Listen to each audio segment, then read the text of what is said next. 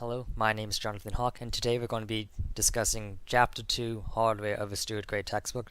In particular, we are going to be discussing Topic 7, Hard Disk Security and Privacy.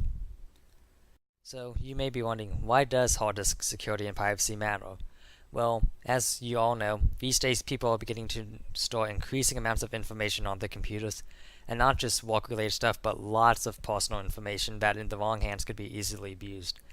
And as more information is being stored on computers, security is going to become an increasingly important issue as we progress, especially as more and more people are going to be trying to find ways to steal data that's stored on computers. In addition, more and more computers are being either lost, stolen, or thrown away, so it's becoming increasingly important to make sure that the data on your computer is as secure as possible at all times.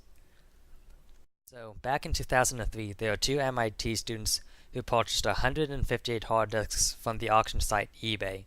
And what they did is that using freely available software that anyone can easily obtain from the internet, is they attempted a recovery of the previously stored data on each of these disks.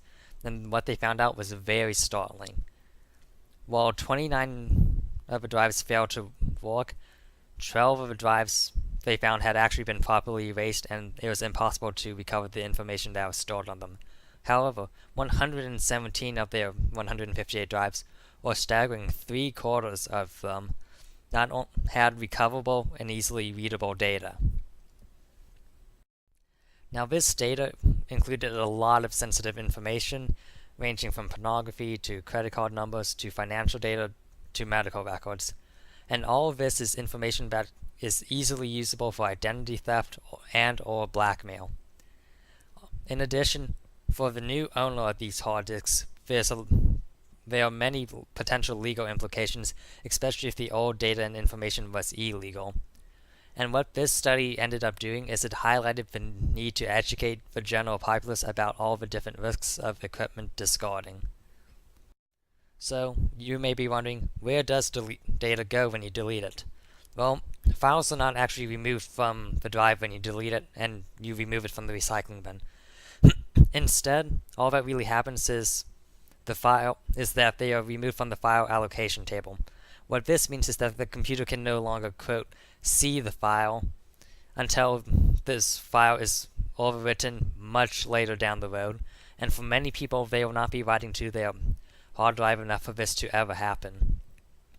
And what taking the file allocation table out of what deleting that does is that it's essentially the same thing as taking the index out of a massive book. It obviously makes it much harder to find any information inside of the book, but with enough time and enough brute force, it is more than possible to find the information and use it as much as you want. And so this is the basis of what disk recovery software does. Disk recovery software searches each and every sector of the hard drive to find deleted data, combing through every bit piece by piece. It can be a very time-consuming process, but unless the file has been properly deleted and erased, it can be found again. So, there are a variety of solutions to data removal. The most sure way is undoubtedly to simply physically destroy the hard disk. This can be achieved in a variety of different ways, such as shattering the disk, taking a drill and drilling multiple holes into the hard disk, using a special disk shredding machine, or using a very powerful magnet to wipe the data. However, the thing to keep in mind about physically destroying the hard disk is that the hard disk will be impossible to use for anything else afterwards, which means you can't use it for anything else. You can't sell it on an online auction site to try and make a little bit of money back. It's simply a way to destroy the hard disk, make sure your data is never going to be able to be used for anything. However, a much more common method, especially these days, is to find a software solution to the hard disk, especially because this allows it to be reused and sold online as demonstrated by the MIT study. So this is called disk wiping or secure deletion, and sometimes known as shredding software. Now what this does is it overwrites all the data on the disk randomly to make all data inaccessible. So in other words, what this software does is the same way you would write any other your computer would write any other file, is it just starts writing random data to every part of the hard disk, and it does this repeatedly. It goes through every single sector of the hard disk, writing on top of everything, which effectively gets rid of the old file. And most good disk wiping softwares will repeat this several times to ensure effectiveness and to ensure that the original files have been written over multiple times and will be extremely difficult, if not impossible, to recover. So, one might wonder, why bother? Wiping your hard disk or destroying is either very expensive or simply a very time-consuming process. However, it's something that you really should do whenever you get rid of an old computer or of any type, since what this does is it ensures both privacy and security upon disposal.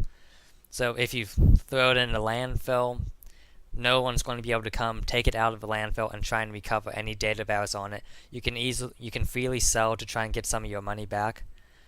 And in addition to this, these days it's very easy, even though it's time consuming, to effectively wipe your hard disk, since there's both paid for commercial software and free, very effective wiping software available, depending on what your needs are and how sensitive the information you have is.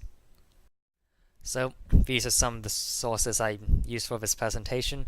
I used the Stuart Grade textbook for Information Technology in a Global Society, and the intro music was Take Me Higher by Giselle, and the outro music was Mariachi Bandits of Gatling Gun Ridge by Krakatoa.